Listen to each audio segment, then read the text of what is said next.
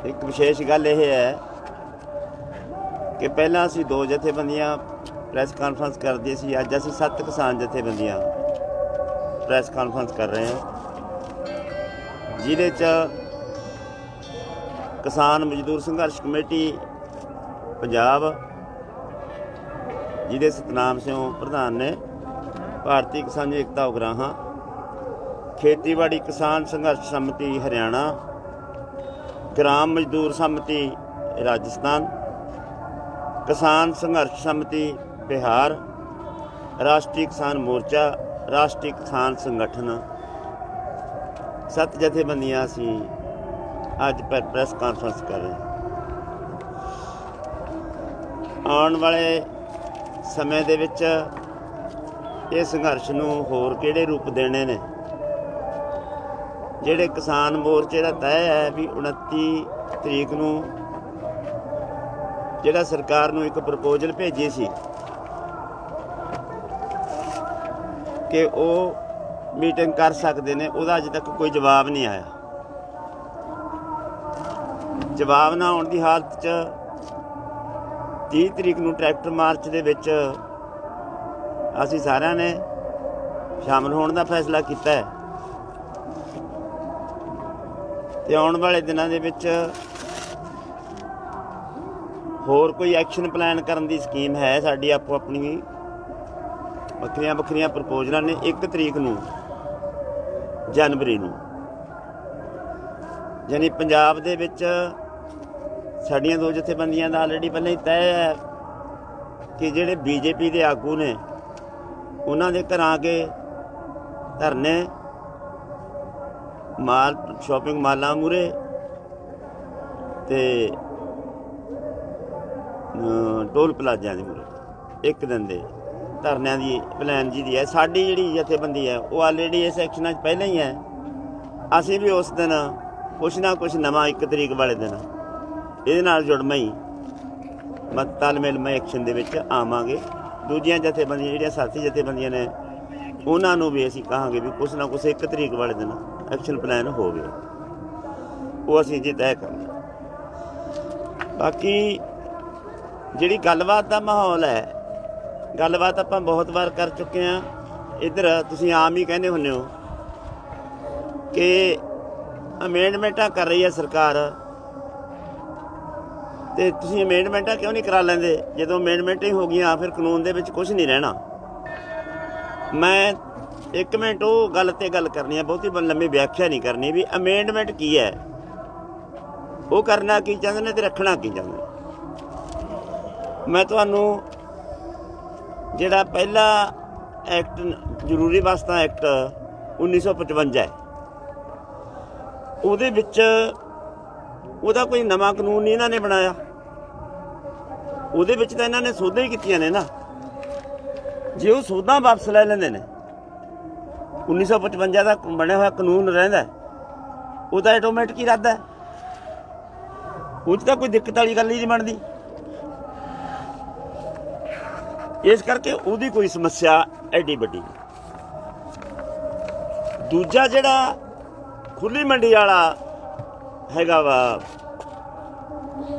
कानून बनाया इन्होंने, ਉਹਦੇ 'ਚ ਅਸੀਂ ਕਹਿੰਦੇ भी सौदा करके क्यों नहीं सरदा। ਉਹਦਾ ਇਹ है फार्मिंग ते ट्रेड, यानी किसान ते व्यापार दोनों ਨੂੰ ਇਹਨਾਂ ਨੇ ਕਿਹਾ भी ਅਸੀਂ ਇੱਕ ਵੱਡੀ आज़ादी दे रहे हैं बेचण दी ते खरीदण दी। ਇਹ प्रचार किया जा रहा। किसान कहते भी सानूं तां आज़ादी की लोड़ ही नहीं, भी जे ਇਹਦੇ 'ਚ ਸੋਧ करनगे ਇਹ आज़ादी वाला शब्द कट देंगे, मंतव तो नहीं खत्म होया। यानी मनोरथ की है इन्हां दा, जे वो लैन कट भी देन यानी मनोरथ तो बरकरार रहिंदा। जिहड़ा तुसीं कहंदे भी खाली डब्बे का की करना, जां सरकार प्रचार करदी भी खाली डब्बे का की करना, जे मनोरथ ही रहिंदा स्टैंड करदा है तां इह कानून अमेंडमेंट कीतियां इह 'च कोई फर्क नहीं पैण लग्या बहुता लाइनां कट्टण नाल। गल समझ आउंदी है ना भी ट्रेड व्यापार ते फार्मर दोनों नूं बेचण दी ते खरीदण दी आज़ादी दिंदी है सरकार। ਇੱਕ ਲਾਈਨ ਹੀ ਪੜ੍ਹਦਾ ਮੈਂ ਤੁਹਾਨੂੰ ਅੰਗਰੇਜ਼ੀ 'ਚ ਇਹ, where the farmer and trades enjoy the freedom of the choice relating to sale and purchase of the farmers। ਜੇ ਜਣੀ ਫਾਰਮਰ ਨੂੰ ਤੇ ਵਪਾਰੀ ਨੂੰ ਸਰਕਾਰ ਦਾ ਇਹ ਕਾਨੂੰਨ ਆਜ਼ਾਦੀ ਦਿੰਦਾ। ਅਸੀਂ ਕਦੋਂ ਮੰਗੀਏ ਬਾਈ ਆਜ਼ਾਦੀ? ਅੱਜ ਤਾਂ ਮੰਗੀ ਨਹੀਂ ਆਜ਼ਾਦੀ। ਇਸ ਕਰਕੇ ਜਿਹੜਾ ਇਹ ਕਾਨੂੰਨ ਹੈ ਇਹਦੇ ਵਿੱਚ ਵੀ ਜੇ ਅਮੈਂਡਮੈਂਟ ਕਰ ਦੇਣ ਤਾਂ ਇਹ ਬਰਕਰਾਰ ਰਹਿੰਦਾ। ਮਤਲਬ ਐ ਨਹੀਂ ਹੈ ਵੀ ਇਹਦੇ ਨਾਲ ਕੋਈ ਫਰਕ ਪੈ ਜਾਊਗਾ। ਤੀਜਾ ਜਿਹੜਾ ਹੈਗਾ ਵਾ ਸੁਰੱਖਿਆ ਆਪਣਾ ਕੰਟੈਕਟ ਫਾਰਮਿੰਗ ਵਾਲਾ, ਉਹਦੇ ਵਿੱਚ ਇਹ ਲਿਖਦੇ ਆ ਵੀ ਖੇਤੀ ਕਾਰੋਬਾਰ ਵਾਲੀਆਂ ਫਰਮਾਂ, ਪ੍ਰੋਸੈਸਰਾਂ, ਥੋਕ ਵਿਵੇਕਤਾ, ਨਿਰਯਾਤਕਾਂ ਜਾਂ ਵੱਡੇ ਪ੍ਰਚੂਨ ਵਿਵੇਕਤਾ ਨਾਲ ਖੇਤੀ ਸੇਵਾਵਾਂ, ਭਵਿੱਖ ਦੀ ਖੇਤੀ ਉਪਜ ਦੀ ਵਿਕਰੀ ਅਤੇ ਇੱਕ ਨਿਰਪੱਖ ਤੇ ਪਾਰਦਰਸ਼ੀ ਢੰਗ ਨਾਲ ਇੱਕ ਆਪਸੀ ਸਹਿਮਤੀ ਮਿਹਨਤਾਂ ਦਾ ਮੁੱਲ ਢਾਂਚੇ ਵਿੱਚ ਇਸ ਨਾਲ ਜੁੜੇ ਹੋਏ, ਇਸ ਨਾਲ ਇਤਫਾਕਨ ਸੰਬੰਧਿਤ ਮਾਮਲਿਆਂ ਵਿੱਚ ਕਿਸਾਨ ਦੀ ਸੁਰੱਖਿਆ ਤੇ ਸ਼ਕਤੀਕਰਨ ਕਰੇਗਾ। ਅਸੀਂ ਕਦੋਂ ਮੰਗੀਏ ਸੁਰੱਖਿਆ? ਕਾਹਦੀ ਸੁਰੱਖਿਆ?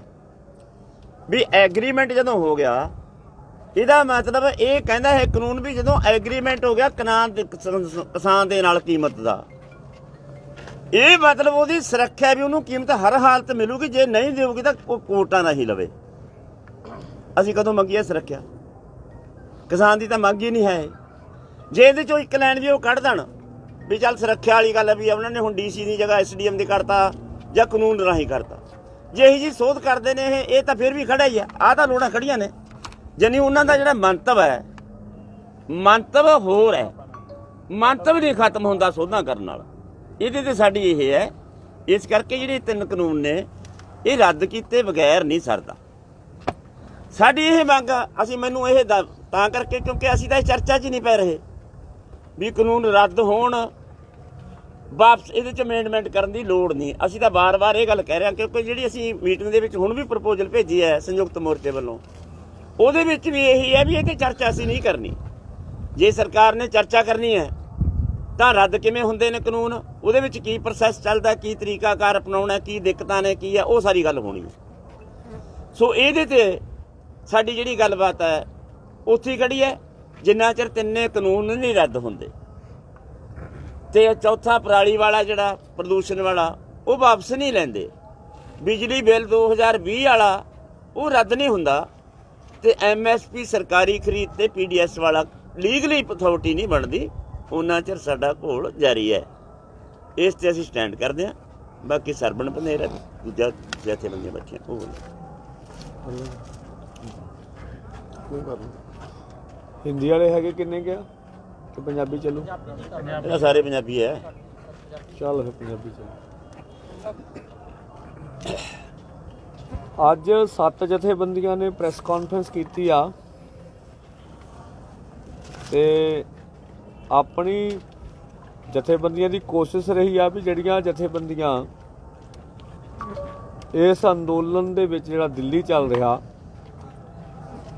ਆਪਣੀ ਤਾਕਤ ਮੁਤਾਬਕ ਜਾਂ ਜਿੱਥੇ ਉਹਨਾਂ ਦਾ ਕੰਮ ਖੇਤਰ ਆ ਉੱਥੇ ਉਹ ਕੰਮ ਤਾਂ ਕਰ ਰਹੀਆਂ, ਪਰ ਉਹ ਕਿਸੇ ਫੋਰਮ ਤੋਂ ਪ੍ਰੈਸ ਵਿੱਚ ਉਹਨਾਂ ਦਾ ਉੱਭਰਵਾਂ ਜਾ ਨਹੀਂ ਰਿਹਾ। ਕਈਆਂ ਦਾ ਤਾਂ ਹੈਗਾ ਨਾ। ਤੇ ਕਿਉਂ ਨਾ ਆਪਾਂ ਸਾਰੇ ਇਕੱਠੇ ਹੋ ਕੇ ਤੇ ਇੱਕ ਤਾਂ ਪ੍ਰੈਸ ਕਾਨਫਰੰਸ ਕਰਕੇ ਜਿਹੜੇ ਬੰਦੇ ਆਲਰੇਡੀ ਇਸ ਮੋਰਚੇ 'ਚ ਕਿਸੇ ਦਾ ਘੱਟ ਵੱਧ ਹੋ ਸਕਦਾ ਕੰਮ, ਪਰ ਉਹ ਕੰਮ ਤਾਂ ਕਰ ਰਹੇ ਆ, ਮੋਰਚੇ 'ਚ ਆ ਕੇ ਬੈਠੇ ਵੀ ਹੋਏ ਆ। ਰਾਸ਼ਟਰੀ ਕਿਸਾਨ ਮੋਰਚਾ ਵਾ ਇਹਨਾਂ ਦਾ, ਤੇ ਇਹਨਾਂ ਦੇ ਬੰਦੇ ਲਗਭਗ 10-12 ਦਿਨ ਤੋਂ ਸਾਡੇ ਨਾਲ ਇੱਥੇ ਬੈਠੇ ਹੋਏ ਆ। ਤੇ ਅਸੀਂ ਉਹਨਾਂ ਨਾਲ ਗੱਲ ਕੀਤੀ ਵੀ ਯਾਰ ਕੀ ਆ, ਉਹਨਾਂ ਨਾਲ ਸਾਂਝ ਕੱਢੀ ਤੋਂ ਉੱਤੋਂ ਪਤਾ ਲੱਗਾ ਕਹਿੰਦੇ ਵੀ ਸਾਡੇ ਰਾਜਸਥਾਨ 'ਤੇ ਵੀ ਕੁਝ ਬੰਦੇ ਹੈਗੇ, ਹੋਰਨਾਂ ਥਾਵਾਂ 'ਤੇ ਚਲੋ ਜਿੰਨੀ ਕਿ ਇਹਦੀ ਸਮਰੱਥਾ ਵਾ। ਇਸੇ ਤਰੀਕੇ ਨਾਲ ਰਾਸ਼ਟਰੀ ਕਿਸਾਨ ਸੰਗਠਨ ਆ, ਇਹ ਜਿਹੜਾ ਭੋਪਾਲ ਕਾਂਡ ਹੋਇਆ ਸੀ ਉਹ ਆਪ ਦੱਸ ਦੇਣਗੇ। ਇਹਦੇ ਪ੍ਰਮੁੱਖ ਉਹਨਾਂ ਦੀ ਆਪਦੀ ਉਦੋਂ ਬਾਅਦ ਕਾਂਡ ਤੋਂ ਬਾਅਦ ਉਹਨਾਂ ਨੇ ਸੰਚਾਲਨ ਕੀਤਾ ਉੱਥੇ। ਸੋ ਜਿਹੜੇ ਬੰਦੇ ਨੂੰ ਗੋਲੀ ਲੱਗੀ ਸੀ ਉਹ ਵੀ ਆਇਆ ਇੱਥੇ, ਤੇ ਇਹ ਵੀ ਆ ਇਹਨਾਂ ਦਾ ਬਿਹਾਰ 'ਚ ਵੀ ਕੰਮ ਆ। ਮੈਂ ਉਹਨਾਂ ਨੂੰ ਪੁੱਛਿਆ ਸੀ, ਕਹਿੰਦੇ ਭੋਪਾਲ ਦੀ ਰਾਜਧਾਨੀ ਸੀ ਪਾਰਕ ਦੇ ਵਿੱਚ 100-150 ਬੰਦਾ ਲਗਾਤਾਰ ਬੈਠੇ ਹੋਏ ਆ ਲੰਮੇ ਸਮੇਂ ਤੋਂ, ਨੀਲਮ ਪਾਰਕ। ਤੇ ਅਸੀਂ ਇਹਨਾਂ ਨਾਲ ਵੀ ਗੱਲ ਕੀਤੀ ਵੀ ਕੀ ਤੁਹਾਡਾ ਵੀ ਇਸ ਫੋਰਮ ਤੋਂ ਗੱਲ ਜਾਣੀ ਚਾਹੀਦੀ ਆ। ਇਸ ਤਰ੍ਹਾਂ ਆਪਣਾ ਕਿਸਾਨ ਸੰਘਰਸ਼ ਸਮਤੀ ਆ ਬਿਹਾਰ ਵਾਲੇ ਆ, ਇਹਨਾਂ ਦਾ ਆਪਣਾ ਉੱਥੇ ਥੋੜ੍ਹਾ ਬਹੁਤਾ ਕੰਮ ਖੇਤਰ ਹੈ। ਸੋ ਇਸ ਤਰੀਕੇ ਨਾਲ ਆਪਣਾ ਰਾਜਸਥਾਨ ਵਾਲੇ ਆਪਣੇ ਜਥੇਬੰਦੀ ਆ, ਠੀਕ ਆ, ਉਹ ਵੀ ਕੰਮ ਕਰ ਰਹੇ ਆ, ਉਹ ਵੀ ਆਏ ਆ ਤੇ ਹੋਰ ਵੀ। ਸੋ ਗ੍ਰਾਮੀਣ ਜਿਹੜੀ ਕਿਸਾਨ ਮਜ਼ਦੂਰ ਸਮਤੀ ਆ ਉਹ, ਤੋ ਇਸ ਤਰੀਕੇ ਨਾਲ 7 ਜਥੇਬੰਦੀਆਂ ਨੇ ਇਕੱਠੇ ਹੋ ਕੇ, ਤੋ ਸਾਨੂੰ ਲੱਗਦਾ ਵੀ ਜਦੋਂ ਇਹ ਘੇਰਾ ਥੋੜ੍ਹਾ ਵਿਸ਼ਾਲ ਹੋ ਰਿਹਾ ਹੋਰ, ਤਾਂ ਇਹ ਬਲ ਮਲਣ ਵਾਲੀ ਗੱਲ ਆ। ਚਲੋ ਲੋਕ ਆ ਰਹੀਆਂ ਜਥੇਬੰਦੀਆਂ ਹਜੇ ਵੀ ਘੇਰੇ ਵਿੱਚ ਇੰਨੀਆਂ ਨੇ ਵੀ ਉਹ ਕਿਸੇ ਫੋਰਮ ਦੇ ਵਿੱਚ ਕੁਰਸੀ ਲੈ, ਹਾਂ ਇਧਰੋਂ ਕੁਰਸੀ ਲੈ, ਆ ਜਾਓ ਅੱਗੇ ਆ ਜਾਓ, ਆਏ ਦੇ ਦੇ ਥਾਂ ਤੇ ਆ ਜਾਓ, ਆ ਕੁਰਸੀ ਲੈ, ਹਾਂ। ਤੋ ਇਧਰ ਆਇਆ ਆਪਾਂ ਜਿਹੜਾ ਵਾ ਉਹ ਜਿਹੜੀਆਂ ਵੀ ਜਥੇਬੰਦੀਆਂ ਹੋਰ ਵੀ ਆ, ਸਾਡਾ ਵੀ ਸ਼ਨਾਖਤ ਕਰਕੇ ਮਿਲਤੇ ਇੱਥੇ ਜਿਹੜੀਆਂ ਮੋਰਚੇ 'ਚ ਤਾਂ ਹੈਗੀਆਂ ਨੇ, ਚਾਹੇ ਥੋੜਾ ਕੰਮ ਬੰਦੇ ਆ, ਵੱਧ ਬੰਦੇ ਆ ਉਹਨਾਂ ਦੇ, ਪਰ ਉਹ ਤੁਹਾਡੇ ਸਾਹਮਣੇ ਨਹੀਂ ਆ ਸਕੀਆਂ। ਮੀਡੀਆ ਤੋਂ ਗਾਹਾਂ ਉਹਨਾਂ ਦਾ ਦੇਸ਼ ਦੇ ਵਿੱਚ ਪ੍ਰਚਾਰ ਪ੍ਰਸਾਰ ਜਾ ਨਹੀਂ ਸਕਿਆ। ਸੋ ਇਸ ਕਰਕੇ ਚਲੋ ਅੱਜ ਤੋਂ ਇਹਨਾਂ ਇਹ ਕਹਿੰਦੇ ਵੀ ਹੋਰ ਵੀ ਸੰਗਠਨ ਹੈਗੇ ਆ ਸਾਡੇ ਵੀ ਜਿਹੜੇ ਕੰਮ ਕਰ ਰਹੇ, ਪਰ ਸਾਹਮਣੇ ਨਹੀਂ ਆ ਸਕੇ। ਕੁਛ ਚੀਜ਼ਾਂ ਤਾਂ ਸਾਹਮਣੇ ਆਈਆਂ ਉੱਭਰ ਵਿੱਚ ਇਹਦੇ। ਤਾਂ ਅੱਜ ਪ੍ਰੈਸ ਕਾਨਫਰੰਸ ਕਰਕੇ ਜਿਹੜਾ ਉਹਨਾਂ ਦਾ ਪੱਖ ਵੀ ਗਿਆ ਵਾ, ਉਹ ਆਪਣੀ ਗੱਲ ਕਰ ਲੈਣਗੇ ਉਹ। ਬਾਕੀ ਜਿਹੜੀ ਅਗਰਾਹਾਂ ਜੀ ਨੇ ਕਰਤੀ, ਮੈਂ ਇੱਕ ਕਰਨਾ ਚਾਹੁੰਦਾਗਾ ਵੀ ਜਿਹੜੀ ਇਹ 'ਚ ਸੀਗਾ ਵੀ ਜਿਹੜੀ ਉੱਤਰਾਖੰਡ ਦੇ ਮੁੱਖ ਮੰਤਰੀ ਆ, ਜਿਵੇਂ ਉੱਤਰਾਖੰਡ ਦੇ ਵਿੱਚੋਂ ਬਹੁਤ ਵੱਡੇ ਜਥੇ ਆਏ ਆ, ਨਾਕੇ ਤੋੜ ਕੇ ਆਏ ਆ। ਉੱਤਰਾਖੰਡ ਦਾ ਜਿਹੜਾ ਮਾਡਲ ਆ ਹੁਣ ਉਹ ਪੰਜਾਬ ਵਰਗਾ, ਜਿਵੇਂ ਨਾਕੇ ਤੋੜ ਕੇ ਪੰਜਾਬ ਤੇ ਹਰਿਆਣਾ, ਫਿਰ ਯੂਪੀ ਤੇ ਫਿਰ ਉੱਤਰਾਖੰਡ, ਯਾਨੀ ਉਹਦੇ ਵਾਲਾ ਪੈਟਰਨ ਤੇ ਉੱਤਰਾਖੰਡ ਵੀ ਚੱਲਿਆ। ਤੇ ਜਿਵੇਂ ਸਾਜ਼ਿਸ਼ਤਾਤ ਪਹਿਲੋਂ ਉਹਨਾਂ ਤੇ ਕੇਸ ਜਾਂ ਮੁਚੱਲਕੇ ਭਰੇ ਗਏ, ਠੀਕ ਆ, ਹੁਣ ਉਹਨਾਂ ਦੇ ਘਰਾਂ ਤੇ ਰੇਡ ਕਰਨ ਵਾਲੀਆਂ ਵੀ ਆ ਰਹੀਆਂ ਗੱਲਾਂ ਨੇ, ਤਾਂ ਉਹ ਰੇਡ ਕੀਤੇ ਜਾ ਰਹੇ ਆ। ਤਾਂ ਆਪਾਂ ਸਾਰੇ ਕਦੀ ਵੀ ਕਿਸੇ ਲਹਿਰ ਤੇ ਕਿਸੇ ਪੱਖੋਂ ਵੀ ਕੋਈ ਸਰਕਾਰ ਜ਼ਬਰ ਕਰਦੀ ਆ ਤਾਂ ਉਹਦੀ ਨਿੰਦਿਆ ਕੀਤੀ ਆ, ਉਹਦਾ ਵਿਰੋਧ ਕੀਤਾ ਵਾ। ਤਾਂ ਯਾਨੀ ਮੋਦੀ ਸਰਕਾਰ ਦੇ ਇਸ਼ਾਰੇ ਤੇ ਜਿਹੜਾ ਵਾ ਇਹ ਕੁਝ ਹੋ ਰਿਹਾ, ਤਾਂ ਉਹਦੀ ਨਿੰਦਿਆ ਕਰਦੇ ਆ ਵੀ ਅਜਿਹਾ ਨਹੀਂ ਕਰਨਾ ਚਾਹੀਦਾ। ਜੇ ਉਹਨਾਂ ਦੇ ਆਪਣੇ ਸਟੇਟ ਵਿੱਚ ਕੁਝ ਨਹੀਂ ਗਾ, ਉਹ ਤਾਂ ਤੁਰ ਕੇ ਆ ਕੇ ਦਿੱਲੀ ਆ ਰਹੇ ਨੇ। ਤਾਂ ਸਟੇਟ ਦੀਆਂ ਸਰਕਾਰਾਂ ਨੂੰ ਕੀ ਸਮੱਸਿਆ ਵਾ, ਇਹ ਤਾਂ ਉਹ ਦੱਸ ਸਕਦੀਆਂ ਨੇ। ਬਾਕੀ ਰਾਜਨਾਥ ਸਿੰਘ ਜੀ ਦਾ ਬਿਆਨ ਲੱਗਾ ਅੱਜ ਵੀ ਉਹ ਕਹਿੰਦੇ ਆ ਵੀ ਕਿਸਾਨਾਂ ਨੂੰ ਗੁੰਮਰਾਹ ਕੀਤਾ ਜਾ ਰਿਹਾ। ਇਹ ਤੋਂ ਪਹਿਲਾਂ ਪ੍ਰਧਾਨ ਮੰਤਰੀ ਜੀ ਬੋਲੇ ਨੇ, ਤਾਂ ਹੁਣ ਤਾਂ ਉਹਨਾਂ ਨੂੰ ਖੁਦ ਵਿਆਖਿਆ ਦੇਣੀ ਚਾਹੀਦੀ ਹੈ ਵੀ ਤੁਹਾਡੀ ਹਰਿਆਣੇ 'ਚ ਵੀ ਤੁਹਾਡੀ ਸਰਕਾਰ ਆ, ਯੂਪੀ 'ਚ ਵੀ ਤੁਹਾਡੀ ਸਰਕਾਰ ਆ, ਉੱਤਰਾਖੰਡ 'ਚ ਵੀ ਤੁਹਾਡੀ ਸਰਕਾਰ ਆ, ਸੈਂਟਰ 'ਚ ਵੀ ਤੁਹਾਡੀ ਸਰਕਾਰ ਆ, ਤੇ ਸਰਕਾਰ ਦੇ ਏਡੇ ਤਗੜੇ ਪ੍ਰਬੰਧ ਹੁੰਦੇ। ਉੱਥੋਂ ਏਡਾ ਵੱਡਾ ਕਿਸਾਨ ਅੰਦੋਲਨ ਉੱਠ ਕੇ ਦਿੱਲੀ ਆ ਕੇ ਚਲਾ ਗਿਆ, ਤੇ ਇਹਦੇ ਲਈ ਤੁਸੀਂ ਕੀ ਕਹਿੰਦੇ ਹੋ ਵੀ ਇਹਨੂੰ ਕਿਹੜਾ ਗੁੰਮਰਾਹ ਕਰ ਗਿਆ? ਪਹਿਲੋਂ ਤਾਂ ਇਹ ਹੁੰਦਾ ਸੀਗਾ ਵੀ ਜਿਹੜੀਆਂ ਸਰਕਾਰਾਂ ਵਿਰੋਧੀ ਧਿਰਾਂ ਦੀਆਂ ਸਰਕਾਰਾਂ ਨੇ, ਉੱਥੇ ਉਹਨਾਂ ਦੇ ਕਹਿਣ ਤੇ ਅੰਦੋਲਨ ਚੱਲ ਰਿਹਾ। ਸੋ ਉਹਨਾਂ ਨੂੰ ਹੁਣ ਖੁਦ ਸਵਾਲ ਦਾ ਜਵਾਬ ਦੇਣਾ ਚਾਹੀਦਾ। ਬਾਕੀ ਹਾਲੇ ਪ੍ਰਪੋਜ਼ਲ ਗਈ ਆ ਸਰਕਾਰ ਕੰਨਿਓ, ਅਜੇ ਤੱਕ ਸਾਡੀਆਂ ਜਿਹੜੀਆਂ ਰਿਪੋਰਟਾਂ ਨੇ ਹਜੇ ਕੋਈ ਨਾ ਤਾਂ ਉਹਨਾਂ ਦਾ ਕੋਈ ਠੋਸ ਏਜੰਡਾ ਆਇਆ ਵਾ ਵੀ ਉਹਨਾਂ ਦਾ ਏਜੰਡਾ ਕੀ ਆ, ਤੇ ਮੀਟਿੰਗ ਹੋਣੀ ਆ ਕਿ ਨਹੀਂ ਹੋਣੀ, ਸਰਕਾਰ ਵੱਲੋਂ ਤਾਂ ਕੁਛ ਅਜਿਹਾ ਅਜੇ ਆਇਆ ਨਹੀਂ ਹੈ। ਤੇ ਜਦੋਂ ਚੀਜ਼ ਉਹ ਕਲੀਅਰ ਹੋਊਗੀ, ਉਦੋਂ ਜਿਹੜਾ ਵਾ ਉਹ ਮਤਲਬ ਉਹਦੇ ਤੇ ਕੋਈ ਗੱਲ ਟੀਕਾ ਟਿੱਪਣੀ ਹੋ ਸਕਦੀ ਆ ਵੀ ਕੀ ਕਰਨਾ, ਕੀ ਸਹਿਮਤੀ ਬਣਾਉਣੀ ਆ ਤੇ ਕੀ ਆ, ਉਹਦੇ ਤੇ ਉਸ ਪੱਖ ਤੋਂ ਗੱਲ ਕੀਤੀ ਜਾਊਗੀ। ਬਾਕੀ ਟਰੈਕਟਰ ਮਾਰਚ ਆਇਆ ਵਾ, ਸਾਡੇ ਤਕਰੀਬਨ 1 ਜਨਵਰੀ ਨੂੰ 100 ਦਿਨ ਰੇਲ ਰੋਕੋ ਦੇ ਪੂਰੇ ਹੋ ਰਹੇ, ਆਪਣੀ ਜਥੇਬੰਦੀ ਦੇ 100 ਦਿਨ ਪੂਰੇ ਹੋ ਜਾਣੇ ਪੰਜਾਬ ਦੇ ਵਿੱਚ।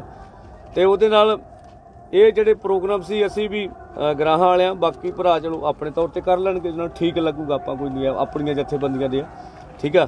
ਉਦਣ ਮਤਲਬ ਭਾਜਪਾ ਦੇ ਦੂਜੇ ਤੀਜੇ ਵੱਡੇ ਪ੍ਰੋਗਰਾਮ, ਬੀਬੀਆਂ ਦਾ ਜ਼ਿਆਦਾ, ਰੇਲ ਰੋਕੋ ਤੇ ਵੀ ਵੱਡੇ ਇਕੱਠ ਕਰਕੇ, ਤੇ ਉਹਦੇ ਵਿੱਚ ਆ ਵੀ ਅਸੀਂ ਵੀ ਚਾਹਾਂਗੇ ਵੀ ਨਵਾਂ ਸਾਲ ਜਿਹੜਾ ਆ ਰਿਹਾ ਜਿਵੇਂ ਸਾਂਝਾ ਬਣਿਆ, ਵੀ ਦਿੱਲੀ ਦੇ ਵਿੱਚ ਲੋਕ ਸਾਡੇ ਨਾਲ ਆ ਕੇ ਨਵਾਂ ਸਾਲ ਮਨਾਉਣ। ਤੇ ਜਿਹੜੇ ਪੰਜਾਬ ਵਿੱਚ ਮੋਰਚੇ ਚੱਲ ਰਹੇ ਨੇ, ਜਾਂ ਉਹਦੀ ਹੋਰ ਵੀ ਕੱਲ੍ਹ ਨੂੰ ਕੋਈ ਵਿਆਖਿਆ ਆ ਸਕਦੀ ਹੈ ਨਵੇਂ ਰੂਪ ਵਿੱਚ ਹਰੇਕ ਦੀ, ਤਾਂ ਕਿਉਂ ਨਾ ਦੇਸ਼ ਦੇ ਲੋਕ ਐਰਕੀ ਮੋਰਚਿਆਂ ਦੇ ਵਿੱਚ ਆ ਕੇ ਸਾਂਝਾ ਨਵਾਂ ਸਾਲ ਸਾਰੇ ਰਲ ਕੇ ਮਨਾਈਏ ਤੇ ਮੋਰਚਿਆਂ ਦੇ ਵਿੱਚ ਮਨਾਈਏ। ਇਹ ਵੀ ਪੱਖ ਹੈਗਾ ਆਪਣਾ। ਸੋ ਅਸੀਂ ਤਾਂ ਇਹ ਸਮਝਦੇ ਵੀ ਜਿਵੇਂ ਲਗਾਤਾਰ ਬਿਆਨਬਾਜ਼ੀ ਹੋ ਰਹੀ ਆ ਵੀ ਅਸੀਂ ਖੇਤੀ ਦੇ ਕਾਨੂੰਨ ਨਹੀਂ ਵਾਪਸ ਲਾਂਗੇ, ਗਰੇਵਾਲ ਜੀ ਦਾ ਵੀ ਆਇਆ ਹੁਣ ਵੀ, ਤੇ ਉੱਦਾਂ ਕਿਸਾਨ ਗੱਲਬਾਤ ਲਈ ਭੱਜ ਰਹੇ, ਇਹ ਵੀ ਬਲਜੇਮ ਲੱਗਦਾ। ਤੋ ਇਹ ਦੋਹਰੀ ਜੀ ਮਾਨਸਿਕਤਾ ਤੇ ਇੱਕ ਗੱਲਬਾਤ ਤੋਂ ਪਹਿਲਾਂ ਗੱਲਬਾਤ ਦਾ ਮਾਹੌਲ ਪੈਦਾ ਹੋਣਾ ਚਾਹੀਦਾ ਵੀ ਸਰਕਾਰ ਨਾ ਤਾਂ ਸੰਜੀਦਾ ਵਾ ਨਾ ਸੀਰੀਅਸ ਆ। ਕਿਸਾਨ ਅੰਦੋਲਨ ਨੂੰ ਕਾਊਂਟਰ ਲਗਾਤਾਰ ਕਰਦੀ ਆ, ਲਗਾਤਾਰ ਕਾਊਂਟਰ ਕਰਕੇ ਉਹਨਾਂ ਤੇ ਅਟੈਕ ਕਰਦੀ ਆ, ਲਗਾਤਾਰ ਅੰਦੋਲਨ ਨੂੰ ਬਦਨਾਮ ਕਰਨ ਦੀ ਕੋਸ਼ਿਸ਼ ਹੁੰਦੀ ਉਹਨਾਂ ਦੀ, ਤੇ ਇਹ ਪਿਛਲੇ 6 ਮਹੀਨਿਆਂ ਤੋਂ ਜਾਰੀ ਆ।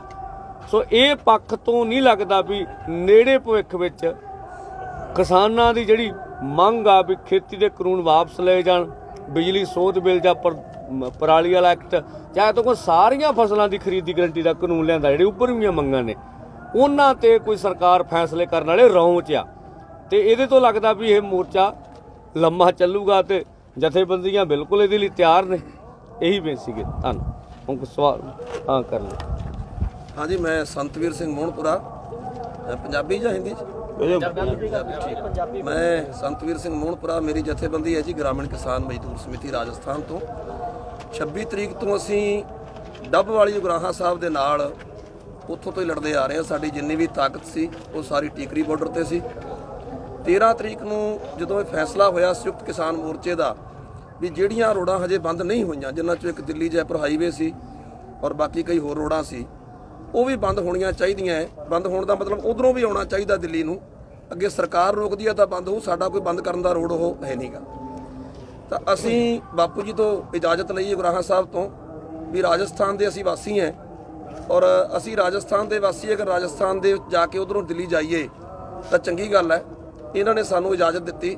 ਅਸੀਂ ਆਪਦਾ ਜਿੰਨਾ ਜੱਥਾ ਸਾਡਾ ਟੀਕਰੀ ਸੀ ਉਹ ਅਸੀਂ ਸਾਰੇ ਦਾ ਸਾਰਾ ਸ਼ਾਹਜਹਾਂਪੁਰ ਖੇੜਾ ਬਾਰਡਰ ਜਿਹੜਾ ਬੋਲਦੇ ਆ ਦਿੱਲੀ ਹਾਈਵੇ ਆ, ਉੱਥੇ ਲੈ ਕੇ ਗਏ। ਹਾਲਾਂਕਿ ਸਾਨੂੰ ਦਿੱਕਤਾਂ ਬੜੀਆਂ ਆਈਆਂ, ਜਗ੍ਹਾ ਜਗ੍ਹਾ ਹਰਿਆਣਾ ਸਰਕਾਰ ਨੇ ਸਾਨੂੰ ਰੋਕਿਆ, ਸਾਰੀ ਰਾਤ ਰੋਕੀ ਰੱਖਿਆ, ਪਰ ਅਸੀਂ ਫਿਰ ਵੀ ਉੱਥੇ ਜਿੱਥੇ ਰੋਕਿਆ ਉੱਥੇ ਬੈਠ ਗਏ ਤੇ ਆਖਰ ਉਹਨਾਂ ਨੂੰ ਸਾਨੂੰ ਸ਼ਾਹਜਹਾਂਪੁਰ ਨੂੰ ਭੇਜਣਾ ਪਿਆ। ਲੇਕਿਨ ਇਹ ਕਹਿ ਕੇ ਭੇਜਿਆ ਕਿ ਤੁਸੀਂ ਰਾਜਸਥਾਨ 'ਚ ਇੰਟਰ ਕਰੋਗੇ, ਹਰਿਆਣਾ ਨਹੀਂ ਆਓਗੇ। ਅਸੀਂ ਸ਼ਾਹਜਹਾਂਪੁਰ ਜਾ ਕੇ ਬੈਠ ਗਏ। ਉੱਥੋਂ ਲਗਾਤਾਰ ਸਾਡੀ ਤਾਕਤ ਜਿਹੜੀ ਉਹ ਵੱਧਦੀ ਰਹੀ। ਪਰਸੋਂ ਬਾਪੂ ਜੀ ਜੋਗਿੰਦਰ ਸਿੰਘ ਜੀ ਜਾ ਕੇ ਆਏ ਆ ਸ਼ਾਹਜਹਾਂਪੁਰ, ਇਹ ਵੀ ਤੁਹਾਨੂੰ ਦੱਸ ਦੇਣਗੇ ਵੀ ਕਿੰਨੀ ਕੁ ਤਾਕਤ ਉੱਥੇ ਇਕੱਠੀ ਹੋ ਚੁੱਕੀ ਹੈ।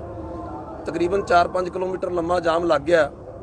ਅਸੀਂ ਪਰਸੋਂ ਇਹ ਕੋਸ਼ਿਸ਼ ਕੀਤੀ ਵੀ ਸਾਨੂੰ ਦਿੱਲੀ ਜਾਣਾ ਚਾਹੀਦਾ। ਪਹਿਲਾਂ ਸ਼ਾਹਜਹਾਂਪੁਰ ਦੀ ਜਿਹੜੀ ਸਭ ਤੋਂ ਉਹ ਮੇਨ ਰੋਡ ਆ, ਦਿੱਲੀ ਤੋਂ ਜੈਪੁਰ ਕਾਂਡਲਾ ਤੱਕ, ਅਹਿਮਦਾਬਾਦ ਤੱਕ ਉਹ ਰੋਡ ਜਾਂਦੀ ਹੈ, ਬੜਾ ਜ਼ਿਆਦਾ ਟ੍ਰੈਫਿਕ ਉਹਦੇ ਤੇ ਹੈ। ਪਰਸੋਂ ਅਸੀਂ ਕੋਸ਼ਿਸ਼ ਕੀਤੀ ਵੀ ਅਸੀਂ ਦਿੱਲੀ ਜਾਣਾ ਹੈ, ਲੇਕਿਨ ਉਹਨਾਂ ਨੇ ਸਾਨੂੰ ਦਿੱਲੀ ਨਹੀਂ ਜਾਣ ਦਿੱਤਾ। ਤਾਂ ਹੁਣ ਜਿਹੜੀ ਜੈਪੁਰ ਹਾਈਵੇ ਆ ਉਹਦੀਆਂ ਦੋਨੇ ਰੋਡਾਂ ਜਾਮ ਹੈ। ਕਿਸੇ ਪਾਸੇ ਵੀ ਇੱਕ ਸਰਵਿਸ ਰੋਡ ਅਸੀਂ ਚਾਲੂ ਕਰ ਰੱਖੀ ਹੈ ਆਮ ਜਨ ਵਾਸਤੇ, ਕਿਉਂਕਿ ਆਮ ਜਨ ਨੂੰ ਤਕਲੀਫ ਨਾ ਆਵੇ। ਬਾਕੀ ਉਹਦੀਆਂ ਦੋਨੇ ਰੋਡਾਂ ਜਾਮ ਹੈ। ਜੋ ਵੀ ਫੈਸਲਾ ਸੰਯੁਕਤ ਕਿਸਾਨ ਮੋਰਚੇ ਤੋਂ ਤੇ ਸਾਡੇ ਜਿਹੜੇ ਵੱਡੇ ਨੇ ਜਿਨ੍ਹਾਂ ਨੇ ਅੰਦੋਲਨ ਚਾਲੂ ਕੀਤਾ 2.5 3 ਮਹੀਨੇ ਪੰਜਾਬ ਬੈਠ ਕੇ, ਚਾਹੇ ਉਹ ਪੰਧੇਰ ਸਾਹਿਬ ਹੋਣ, ਚਾਹੇ ਉਹ ਉਗਰਾਹਾਂ ਸਾਹਿਬ ਹੋਣ ਤੇ ਚਾਹੇ ਦੂਜੀਆਂ ਜਥੇਬੰਦੀਆਂ, ਜੋ ਵੀ ਸਾਨੂੰ ਇਹ ਆਦੇਸ਼ ਕਰਨਗੀਆਂ ਅਸੀਂ ਮੰਨਣਾ ਉਹੀ ਹੈ, ਕਰਨਾ ਉਹੀ ਹੈ। ਔਰ ਹੁਣ ਤੱਕ ਦਾ ਇਹਨਾਂ ਦਾ ਆਦੇਸ਼ ਇਹ ਸੀ ਵੀ ਤੁਹਾਨੂੰ ਜਿੱਥੇ ਰੋਕਦੇ ਉੱਥੇ ਬੈਠ ਜਾਓ, ਤੇ ਅਸੀਂ ਸ਼ਾਹਜਹਾਂਪੁਰ ਬੈਠੇ ਹੋਏ ਹਾਂ। ਜਿਸ ਦਿਨ ਸਾਨੂੰ ਇਹ ਆਦੇਸ਼ ਕਰਨਗੇ ਵੀ ਉਸ ਬੈਰੀਅਰ ਨੂੰ ਤੋੜ ਕੇ ਅੱਗੇ ਲੰਘ ਜਾਓ, ਤੇ ਇਸ ਟਾਈਮ ਸਾਡੀ ਸ਼ਾਹਜਹਾਂਪੁਰ ਤਾਕਤ ਇੰਨੀ ਹੋ ਚੁੱਕੀ ਹੈ ਵੀ ਸਾਨੂੰ ਉਹ ਬੈਰੀਅਰ ਤੋੜਨਾ ਵੀ ਕੋਈ ਖਾਸੀ ਗੱਲ ਨਹੀਂ ਹੈ। ਇਹੀ ਤੁਹਾਨੂੰ ਦੱਸਣਾ ਚਾਹੁੰਦੇ ਸੀ ਔਰ ਅਪੀਲ ਕਰਨਾ ਚਾਹੁੰਦੇ ਸੀ ਪੰਜਾਬ ਦੇ ਵੀ ਸਾਡੇ ਭਰਾਵਾਂ ਨੂੰ ਵੀ ਟੀਕਰੀ ਤੇ ਸਿੰਘੂ ਤੇ ਬਹੁਤ ਤਾਕਤ ਹੋ ਚੁੱਕੀ ਹੈ, ਤੇ ਜੇ ਕੋਈ ਨਵੇਂ ਜਥੇ ਪੰਜਾਬ ਚੋਂ ਆਉਣ ਤੇ ਉਹ ਸ਼ਾਹਜਹਾਂਪੁਰ ਨੂੰ ਰਵਾਨਾ ਕੀਤੇ ਜਾਣ। ਇਹ ਮੈਂ ਅੱਜ ਇਹਨਾਂ ਸਾਡੇ ਸਾਥੀਆਂ ਨੂੰ, ਬਾਪੂ ਜੀ ਹੁਣਾਂ ਨੂੰ ਤੇ ਸਾਰਿਆਂ ਨੂੰ ਬੇਨਤੀ ਵੀ ਕਰਨ ਆਇਆ ਸੀ, ਤੇ ਜੋ ਵੀ ਫੈਸਲਾ ਇਹ ਇੱਥੋਂ ਲਿਆ ਜਾਊਗਾ ਅਸੀਂ ਉਹਨੂੰ ਮੰਨਾਂਗੇ। ਇੰਨੀ ਮੇਰੀ ਗੱਲ ਸੀ। इधर एक बुला ली बिहार वाला। हाँ आप बोलिए, आप अपनी बात कर लीजिए। मैं किसान संघर्ष समिति अध्यक्ष बिहार से। बिहार में सरकार एमएसपी और पहले से खराब कर दी है, समाप्त कर दी है। इसकी वजह से हम लोग को बिहार को और स्थिति खराब है।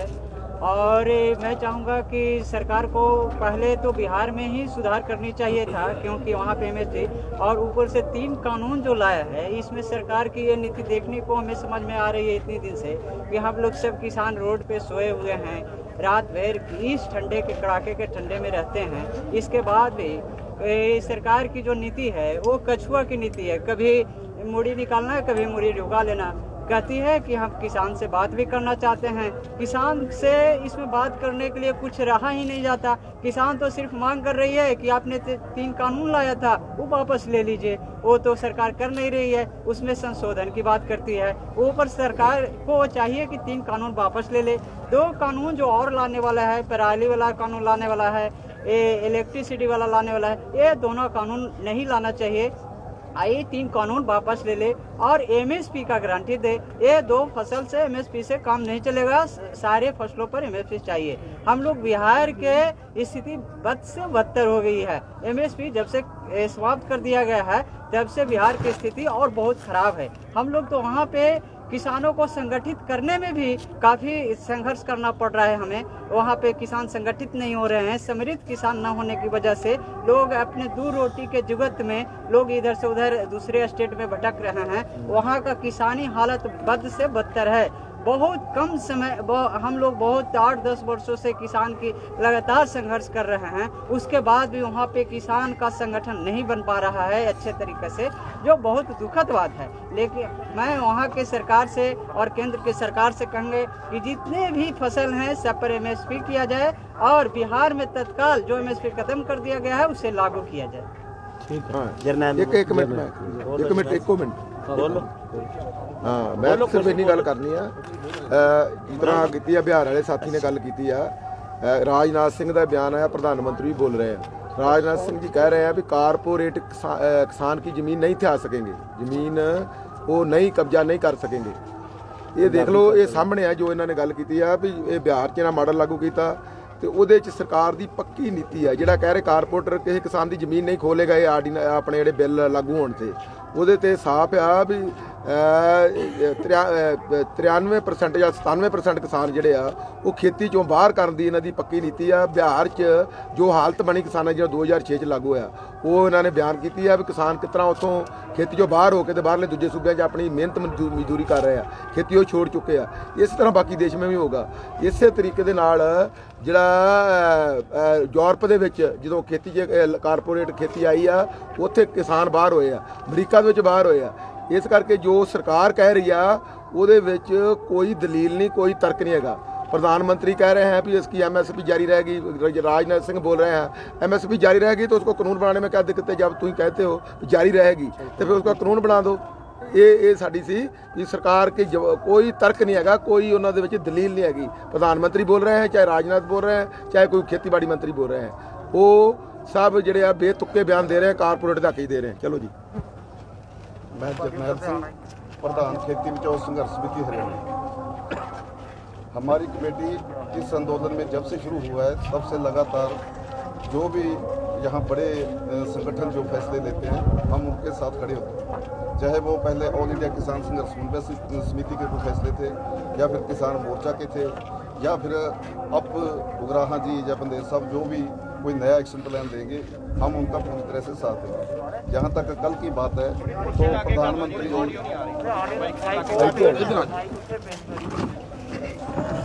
नेड़े कर मेज होर कर दो दोबारा तो बोलो। हाँ दोबारा कर दो दोबारा। मैं जरनैल सिंह मलवाड़ा, प्रधान खेती बचाओ संघर्ष समिति हरियाणा।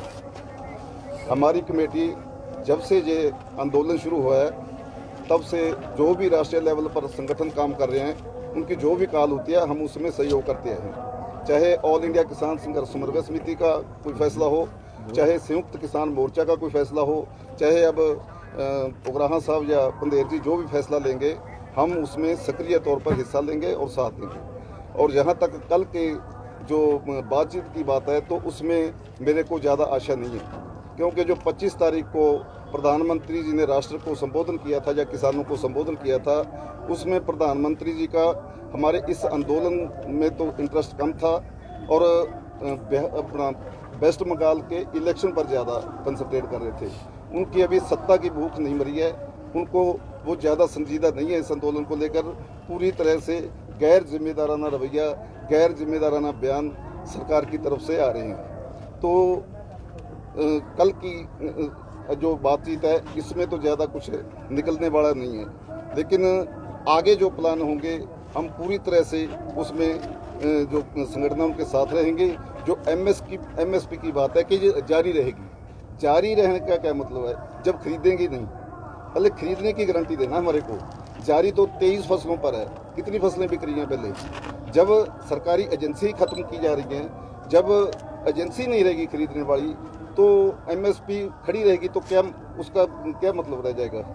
तो हम इस जो आंदोलन है इसमें सक्रिय तौर पर पूरे जब तक ये एमएसपी की गारंटी नहीं दी जाती और तीनों कानून वापस नहीं लिए जाते और बिजली बिल पर जब तक सरकार वापस नहीं होती, हम सभी संगठन जैसा भी मिलजुल कर फैसला लेंगे, हम सक्रिय तौर पर इनके साथ खड़े हैं। आप आगे कर लीजिए कुर्सी, ਤੁਸੀਂ ਪ੍ਰਧਾਨ ਜੀ ਕਰੋ ਲਾਗੇ। ਪੂਰਾ ਆ ਜਾਏਗਾ। हाँ, राष्ट्रीय किसान संगठन, चल ठीक है, ठीक है, पीछे कर लीजिए, पीछे कर थोड़ा गोल जे हो जाएगा। लग गया और आ जा चल। इनका भी लगा। फिर बाद च कर दी शेयर जग बनी। अरे यार इसका ही ऐसे लगा, ये लगा। रेडी कर ली आज चल एक मिनट जी, एक मिनट। हाँ हाँ एक मिनट। चल। मैं परमजीत सिंह राष्ट्रीय किसान संगठन से। 1 महीने से ज़्यादा समय हो गए हैं और लगभग 1 वर्ष पूरा होने वाले हैं और सरकार पूरी ताकत लगा देने के बाद भी एक किसान संगठन को अपने पक्ष में नहीं कर पाए।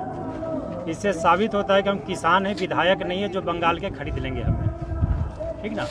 एमपी के विधायक नहीं है जो हमें खरीद के सरकार बना लेंगे। तो हम लोग ज़मीन से जुड़े हुए हैं, महीने भर ऊपर हो गया, साल ख़त्म पे है, लेकिन अभी तक खरीद नहीं पाए। हमारी संगठन ने जहाँ जहाँ सरकार ने अपनी दावा किया, हमने वहीं चुनौती दिया। कृषि मंत्री ग्वालियर में गए किसानों को समझाने, हमारा संगठन ने ग्वालियर में ही घेराव कर दिया उनको।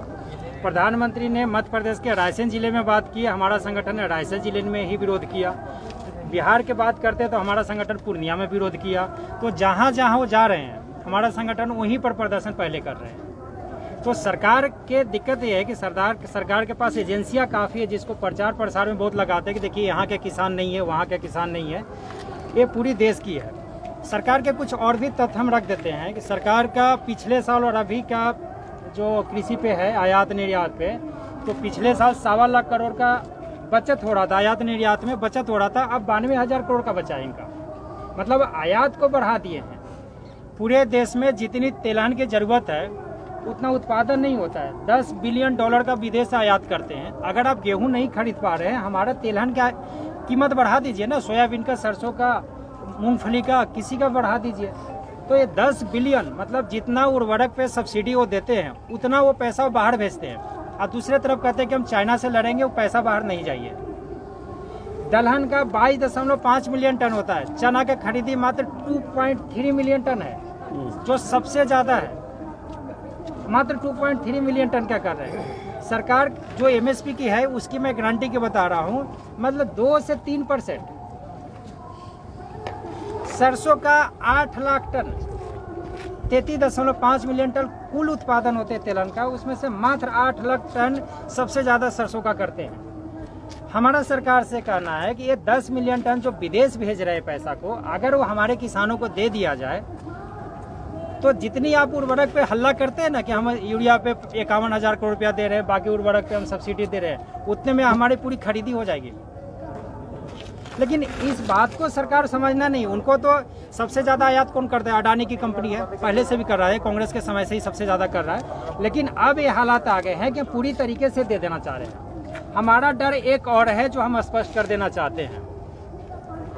5 किलो जो अनाज मिलता है गरीबों को, उसके तहत 5 करोड़ 49 लाख टन अनाज गरीबों को दिए जाते हैं। मिड डे मील और उसके बाद अन्त्योदय योजना और छोटे बच्चों को 65 लाख टन देते हैं। ये दोनों का मिला दिया जाए तो 6 करोड़ 15 लाख टन होते हैं। ये भी एजेंसी को देने जा रहे हैं। चंडीगढ़ में 2016-17 में वो आजमा के देखे थे, जिससे 91,000 खरीदी कम हो गई थी। और अगर हम आज विरोध नहीं करते तो अगला कानून वो लागू करते, और जो हमारा थोड़ा बहुत 4% खरीदी होता है वो भी बंद कर देंगे और वो भी अडानी को दे देंगे खरीदी के लिए। और डिस्ट्रीब्यूटर का काम वो रहेगा इनका अंबानी साहब का, क्योंकि 45,000 करोड़ रुपया जो है फेसबुक ने अंबानी के कंपनी में जियो में लगाया है। तो खरीदी करेगा अडानी और घर तक पहुँचाएगा अंबानी, ये रहेगा। मैं इसकी तथ्य कर रहा हूँ। 16-17 में उन्होंने चंडीगढ़ में अल्लाह सिद्दीक में अपनाए थे। चंडीगढ़ में 91,000 क्विंटल खरीदी बंद कर दी गई थी।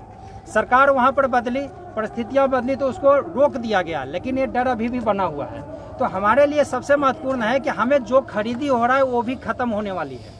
ये सरकार की आंकड़े अभी तक का बता रहा है। तो अगर ये वजूद की लड़ाई सरकार सोचता है कि इतने दिन तक कैसे टिके, अगर हम नहीं टिकते तो किसान ही नहीं रहेंगे। किसान हमें रहना है तो हमें लड़ना पड़ेगा, और तब तक लड़े जाते हैं वजूद की लड़ाई जब तक इंसान जिंदा रहता है। हम नहीं रहेंगे, हमारे वाले पीढ़ी लड़ेगी, लेकिन लड़ाई तो जारी रहेगी।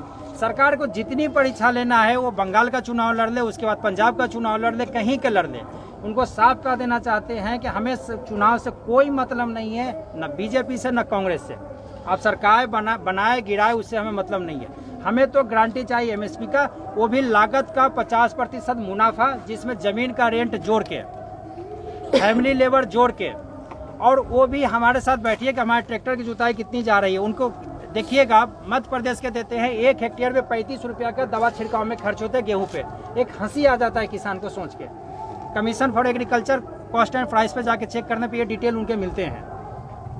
तो हमारा सरकार से यही कहना कि आप कौन सी आंकड़े पेश किए कि जिस पे हम विश्वास करके आपसे बात करने के लिए आ जाए। हम तो अभी इसके लड़ाई लड़ रहे हैं कि 6 करोड़ 15 लाख जो आप खरीदते हैं वो हम बचा लें। अभी तो हमें वो भी जाने के डर है।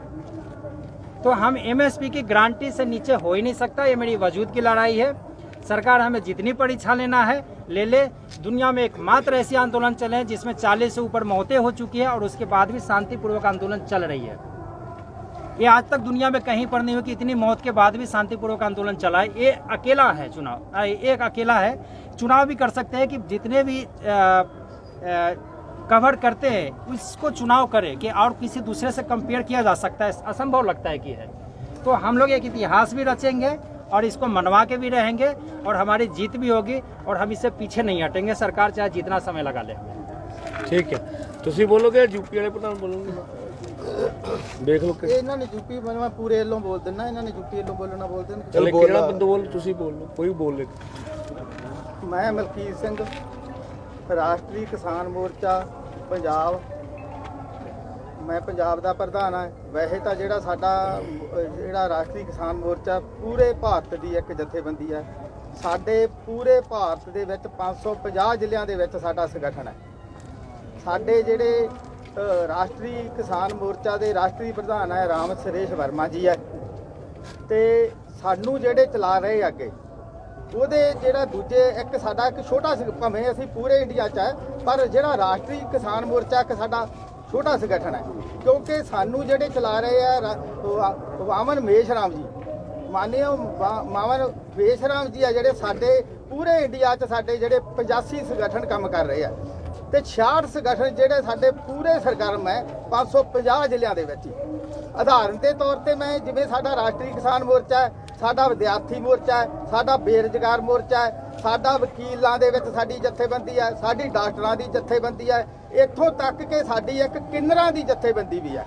ਅੱਜ ਜਿਹੜੇ ਸਾਡੇ ਕਿੰਨਰ ਆ ਰਾਤ ਇੱਥੇ ਠਹਿਰੇ ਸੀਗੇ, ਪੰਡਾਲ 'ਚ ਸੀ ਸਾਡੇ ਕੋਲੇ ਜਿਹੜੇ ਸਾਡੇ ਰਾਸ਼ਟਰੀ ਪ੍ਰਧਾਨ ਹੈ, ਕਿੰਨਰ ਜਿਹੜੇ ਅੱਜ ਇਹ ਮਹਿਸੂਸ ਕਰ ਰਹੇ ਆ ਜੇ ਕਿਸਾਨ ਦੇ ਘਰ 'ਚ ਖੁਸ਼ੀ ਨਾ ਰਹੀ ਤਾਂ ਸਾਨੂੰ ਜਿਹੜਾ ਕਿੱਥੋਂ ਮਿਲੂਗਾ। ਅਸੀਂ ਸੜਕਾਂ ਤੇ ਆ ਜਾਾਂਗੇ, ਅਸੀਂ ਭੁੱਖੇ ਮਰ ਜਾਾਂਗੇ। ਸਾਡੇ ਨਾਲ ਮਜ਼ਦੂਰ ਜਥੇਬੰਦੀਆਂ ਜੁੜੀਆਂ ਹੋਈਆਂ।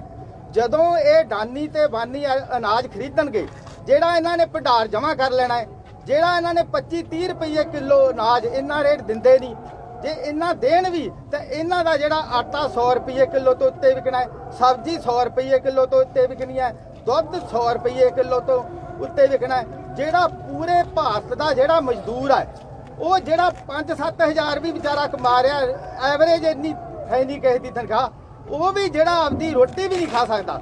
ਸਾਨੂੰ ਇਹ ਫਿਕਰ ਹੈ ਵੀ ਜੇ ਇਹ ਕਾਨੂੰਨ ਲਾਗੂ ਹੁੰਦੇ ਆ, ਸਾਡਾ ਜਿਹੜੇ ਪੂਰੇ ਸਾਡੇ ਜਿਹੜੇ ਹੈ ਸਾਡੇ ਮਜ਼ਦੂਰ ਭਰਾ ਹੈ, ਸਾਡੇ ਗਰੀਬ ਭਰਾ ਹੈ, ਉਹ ਭੁੱਖੇ ਮਰ ਜਾਣਗੇ। ਸਾਡੇ ਰਾਸ਼ਟਰੀ ਪ੍ਰਧਾਨ ਜੀ ਨੇ ਜਿਸ ਟਾਈਮ ਜਿਹੜਾ ਮੋਰਚਾ ਚੱਲਿਆ, ਇੱਥੇ ਟਰੈਕਟਰ ਟਰਾਲੀਆਂ ਦਿੱਲੀ 'ਚ ਪਹੁੰਚ ਗਏ, ਪਿੱਛੇ ਜੇ ਬਿਆਨ ਤੁਸੀਂ ਦੇਖ ਲਓ, ਉਹਨਾਂ ਨੇ ਉਸ ਦਿਨ ਹੀ ਬਿਆਨ ਦਿੱਤਾ ਸੀ ਵਾਮਨ ਮੇਸ਼ਰਾਮ ਜੀ ਨੇ, ਜੇ ਕਿਸਾਨ ਜਥੇਬੰਦੀਆਂ ਚਾਹੁਣ ਤਾਂ ਅਸੀਂ ਪੂਰੇ ਭਾਰਤ ਦੇ ਵਿੱਚ ਅੰਦੋਲਨ ਨੂੰ ਸਮਰਥਨ ਦੇਣ ਨੂੰ ਤਿਆਰ ਹੈ।